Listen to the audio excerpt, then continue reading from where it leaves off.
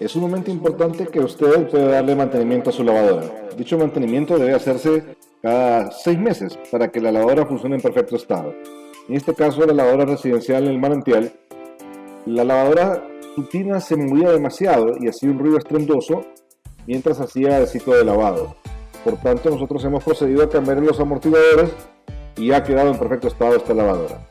Recuerde, llámenos al 97 56 30 74, porque además de reparar los electrodomésticos a domicilio, también ofrecemos y resolvemos todo en techo, puertas, paredes, ventanas, pisos, cisternas, tanques elevados, electricidad, fontanería, construcción de casas y mucho más. El momento del mantenimiento de la lavadora con la hidrolavadora, luego de haberle colocado los amortiguadores. Para nosotros, la calidad es nuestra mejor publicidad y su satisfacción es una recomendación segura. No lo olvide.